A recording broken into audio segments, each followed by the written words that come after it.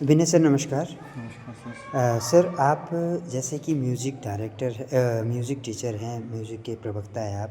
Yes sir. तो मैं आपसे पूछना चाहता हूँ, जिस तरीके से आप की शैली है सिखाने की और आप बच्चों को पारंगत बनाते हैं संगीत में, तो जो आने वाले जो नए गायक कलाकार हैं, बहुत तमाम सारे गायक कलाकार हैं, लोक कलाकार हैं, उनके लिए आप क्या कहना चाहते हो? उनके लिए आप क्या मैसेज देना चाहते हो कि वो किस तरीके से अपनी गायकी को सुधारें? मैं यही कहना चाहूँगा कि आजकल की जो गायन शैली है वो गायन शैली रह नहीं गई है। जो पहले की गायन शैली है, गायन शैली का मतलब ये है कि आप किस तरीके से सीख रहे हो आजकल। आजकल आप देखना चाह रहे होंगे कि नए-नए ज़माने के नए-नए म्यूज़िक लॉन्च हो चुके हैं, नए-नए इंस्ट्रूमेंट लॉन्च हो चुके हैं। बट जो हमारी पुराने ज़माने की गायन शैली थी, उसमें हम लोग सबसे ज़्यादा थाटों का उपयोग करते थे, रागों का उपयोग करते थे, स्वरों का ज़्यादा से ज़्यादा उपयोग करते थे, तानें उसमें होती थी। पर मैं यही कहना चाहूँगा जो आजकल के हमारे युवा हैं जो गायन शैली में बहुत ही ज़्यादा अच्छा कर सकते हैं और अच्छा करना चाहते हैं, तो ज़्यादा से ज़्यादा उन्हें ध्यान अपने वोकल में, अगर वो गायन करना चाहते हैं तो वोकल में, और इंस्ट्रूमेंट करना चाहते हैं अपने इंस्ट्रूमेंट में ज़्यादा से ज़्यादा मेहनत करें। तो हमारी गायन शैली सच में आगे बढ़ सकती है, हमारी उत्तराखंड की भी बढ़ सकती है और आने वाले जो भी स्टेट्स हैं हमारे, उन्हें बहुत अच्छा हो सकता है।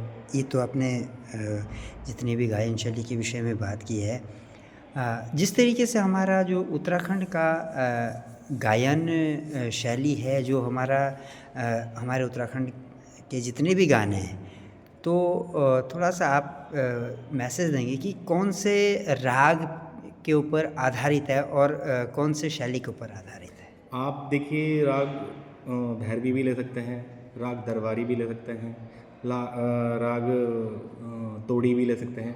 कई सारे जो हमारे गढ़वाल के कल्चर होता है इनमें कई सारे गाने भजन ज़्यादा बनते हैं इन चीज़ों में, तो इन रागों का हम उपयोग कर सकते हैं। और मैं कहूँ तो अब गढ़वाल में जो इंस्ट्रूमेंट अब यूज़ होते हैं वो भी अब टेक्नोलॉजी बहुत हाई हो गई है।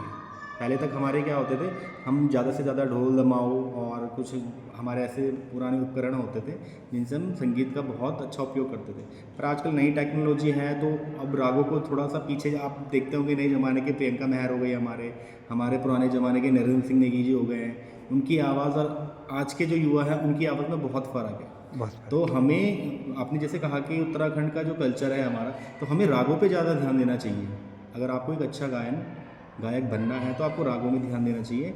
और जो आजकल युवा पीढ़ी है वो थोड़ा कम ध्यान दे रही है। आपको पता ही है एक ही बीट में गाना गाया जा रहा है, रैप गाए जा रहे हैं और कई चीज़ें, अब बदलाव भी आ गया है, कल्चर बहुत मॉडर्न हो गया है।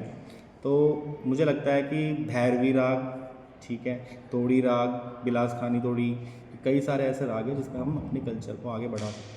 Thank you. और एक थोड़ा-सा नई जनरेशन को एक मैसेज आपके माध्यम से होना चाहिए जैसे कि अभी बहुत सारे गाने इस तरीके से होचे उचंगे गाने जो आ रहे हैं, तो उसके विषय में आप क्या हाँ, जो कहना चाहते आजकल के हैं? जो ये गाने बनाए जा रहे हैं, आप देखना चाहेंगे कि हमारा उत्तराखंड थोड़ा सा बुरा ना लगे तो बहुत आगे जा रहा है नशे की तरफ, ठीक है, और इसी में गाने भी बन रहे हैं। कई सारे गाने मैंने भी सुने हैं जो मतलब आजकल नशे को मतलब बढ़ावा दे रहे हैं।